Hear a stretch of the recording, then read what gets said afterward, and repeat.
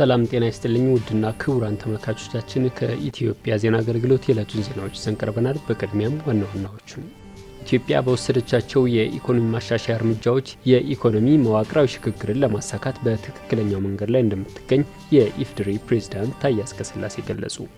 የማክሮ ኢኮኖሚ ማሻሻያው ለውጭ ቀጥታ ኢንቨስትመንት እድገት ከፍተኛ አስተዋጽኦ እያበረከተ መሆኑ ተጠቆመ።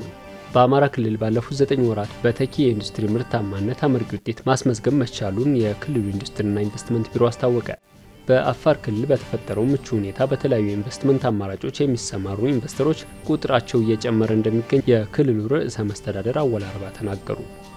የአፍሪካ የመረጃና ደህንነት አገልግሎት ኮሚቴ ሽብርተኝነትና የጽንፈኝነት አመጽን በመከላከል ለአህጉሪቷ ጸጥታ፣ ሰላምና ልማት የሚያደርገውን ጥረት መደገፍ ይገባል የሚሉት የዕለቱ ዋና ዋና ዜናዎች ናቸው። ዜናዎቹን በዝርዝር እንመለከታለን። ከዜናዎቹ ጋር አህመድ መሐመድ አብሬያችሁ ቆያለሁ።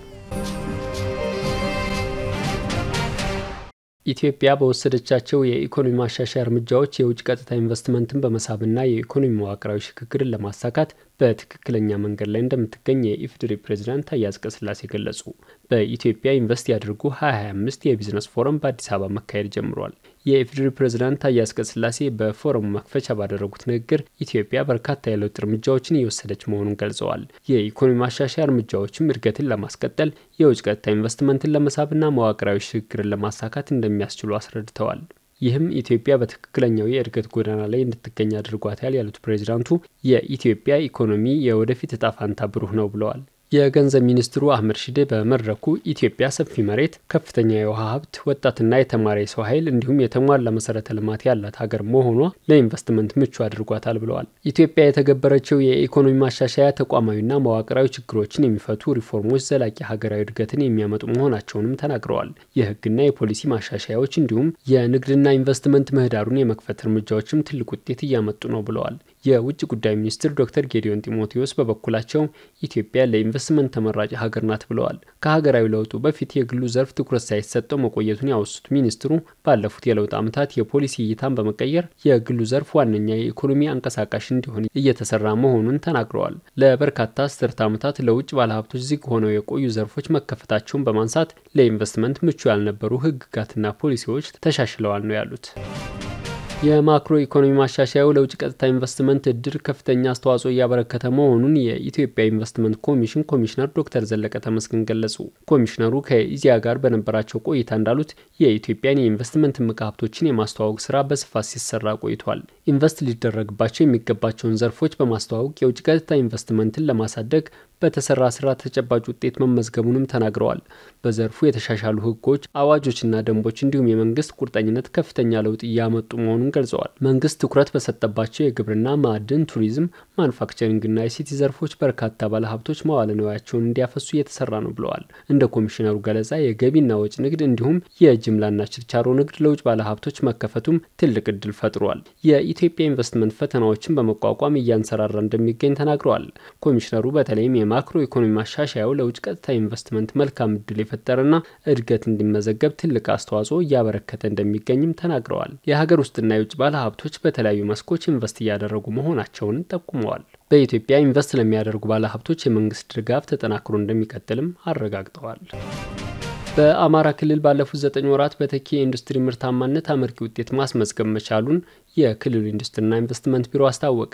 የክልሉ ኢንዱስትሪና ኢንቨስትመንት ምክትል ቢሮ ኃላፊ ተፈሪ ታረቀኝ ለኢዜአ እንዳሉት ክልሉ ለኢንዱስትሪ ምርታማነት አቅም የሚሆን የማዕድንና የግብርና ምርት የግብዓት አቅርቦት በስፋት መኖሩን ተናግረዋል። በበጀት ዓመቱ ባለፉት 9 ወራት የክልሉ አምራች ኢንዱስትሪዎች ከሀገር ውስጥ ባለፈ ጥራቱን የጠበቀ ምርት ለውጭ ገበያ ማቅረብ የቻሉበትን ስኬታማ አፈጻጸም ማስመዝገባቸውን ተናግረዋል። በዚህም 48 አምራች ኢንዱስትሪዎች ምርቶቻቸውን ለውጭ ገበያ በማቅረብ ለሀገር ውጭ ምንዛሬ ገቢ ማስገኘታቸውን አስታውቀዋል።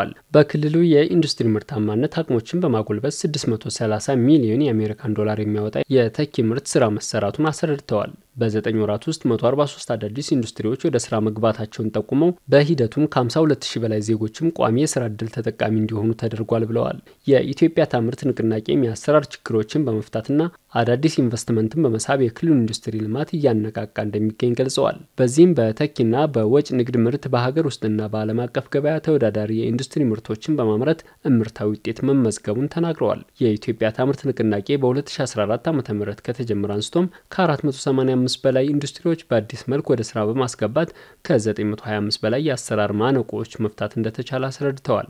የሀገር ውስጥና ዓለም አቀፍ ባለሀብቶችም መዋለ ንዋያቸውን ፈሰስ በማድረግ በአማራ ክልል ያለው ምቹ የኢንዱስትሪ ኢንቨስትመንት እድል እንዲጠቀሙ ጥሪ አቅርበዋል። በአፋር ክልል በተፈጠረው ምቹ ሁኔታ በተለያዩ ኢንቨስትመንት አማራጮች የሚሰማሩ ኢንቨስተሮች ቁጥር እየጨመረ እንደሚገኝ የክልሉ ርዕሰ መስተዳድር አወል አርባ ተናገሩ። ርዕሰ መስተዳድሩ አወል አርባ ከኢዜአ ጋር ባደረጉት ቆይታ እንደገለጹት በክልሉ በርካታ ኢንቨስትመንት አማራጮች መኖራቸው ተለይቶ ወደ ስራ ተገብቷል። ከተለዩት መካከልም የተለያዩ የተፈጥሮ ማዕድናት ሀብቶች ተጠቃሾች ናቸው። ይህንንም ተከትሎ ኢንቨስተሮች በክልሉ በተለያዩ የኢንቨስትመንት ዘርፎች እንዲሰማሩ ምቹ ሁኔታዎችን ለመፍጠር በርካታ ተግባራት እየተከናወኑ እንደሚገኝ አመልክተዋል። በዚህም የሀገር ውስጥና የውጭ ኢንቨስተሮች በተለያዩ የኢንቨስትመንት አማራጮች እየተሰማሩ እንደሚገኙ አንስተው በተሰማሩ ዘርፉ ውጤታማ በመሆን ላይ እንደሚገኙ አስታውቀዋል። ከክልሉ የተለያዩ ምርቶችን ወደ ውጭ እየተላኩ መሆኑን አንስተው የኮፐር ማዕድን ምርት በሙከራ ደረጃ ወደ ውጭ መላክ መጀመሩን ጠቅሰዋል። በቀጣይም ሌሎች ምርቶችን ለመላክ እየተሰራ መሆኑንም አስታውቀዋል። ርዕሰ መስተዳድሩ ከ10 በላይ የውጭ ካምፓኒዎች በግብርና ልማት፣ በሪል ስቴት ግንባታ፣ በኬሚካል ኢንዱስትሪና በሌሎች የኢንቨስትመንት ዘርፎች ለመሰማራት የመግባቢያ ስምምነት መፈራረማቸውን ተናግረዋል። በክልሉ የኮሪደር ልማት መጀመሩ ኢንቨስትመንት በመሳብ ረገድ ትልቅ ድርሻ ያለው መሆኑን የተናገሩት ርዕሰ መስተዳድሩ ይህም ተጠናክሮ እንደሚቀጥል ጠቁመዋል። በክልሉ የሚገኙ ጸጋዎችን የማስተዋወቅ ስራ እየተሰራ እንደሚገኝና ህብረተሰቡም ከኢንቨስትመንቱ ተጠቃሚ በማድረግ በኩል ውጤቶች መመዝገባቸውን ተናግረዋል። የአፍሪካ የመረጃና ደህንነት አገልግሎት ኮሚቴ ሽብርተኝነትና የጽንፈኝነት አመጽን በመከላከል ለአህጉሪቷ ጸጥታ፣ ሰላምና ልማት የሚያደርገውን ጥረት መደገፍ እንደሚገባ የብሔራዊ መረጃና ደህንነት አገልግሎት ምክትል ዳይሬክተር ጄኔራል ታዜር ገብረእግዚአብሔር ገለጹ። የአፍሪካ የመረጃና ደህንነት አገልግሎት ኮሚቴ የምስራቅ አፍሪካ ቀጠና ስብሰባ በመረጃ ትብብር የቀጠናውን ደህንነት ማጠናከር በሚል መሪ ሀሳብ በአዲስ አበባ ተካሂዷል። የብሔራዊ መረጃና ደህንነት አገልግሎት ምክትል ዳይሬክተር ጄኔራል ታዜር ገብረእግዚአብሔር በዚህ ወቅት እንዳሉት የምስራቅ አፍሪካ የመረጃና ደህንነት ተቋማዊ ቀጠና ስብሰባ በመረጃ ትብብር የቀጠናውን ደህንነት ለማጠናከር ያግዛል። በሽብርተኝነት፣ ጽንፈኝነት፣ በትጥቅ የታገዘ ግጭት፣ ወረርሽኝና ሌሎች ድንበር ተሻጋሪ ወንጀሎች ዛሬም ድረስ የምስራቅ አፍሪካ ቀጠና ስጋት ሆነው መቀጠላቸውን ገልጸዋል። በመሆኑም በቀጠናው ያለውን የደህንነት ስጋት በመቆጣጠር ሰላም ለማስፈን በሀገራት መካከል የተቀናጀ የመረጃ ትብብር ያስፈልጋል ብለዋል። በዚህም የአፍሪካ የመረጃና ደህንነት አገልግሎት ኮሚቴ ሽብርተኝነትና ጽንፈኝነትን ለመከላከል በሀገራት መካከል ትብብር የመፍጠር የላቀ ሚና እንዳለው ገልጸዋል። የአፍሪካ የመረጃና ደህንነት አገልግሎት ኮሚቴ ዋና ጸሐፊ ጃክሰን ሀማታ በበኩላቸው የአፍሪካ የመረጃና ደህንነት አገልግሎት ኮሚቴ ዓላማው የቀጠናውን ደህንነት በጋራ ለመጠበቅ ትብብር መፍጠር መሆኑን ገልጸዋል። በአፍሪካ ዘላቂ ሰላምና ልማትን ለማረጋገጥ በደህንነት ስጋቶች ላይ ስትራቴጂያዊ ትብብርና ቅንጅት እንደሚፈጥርም ተናግረዋል። ተመልካቾቻችን ለዕለቱ ያጠናቀርናቸው ዘገባዎች እነዚህ መስሉ ነበር። መልካም ጊዜ።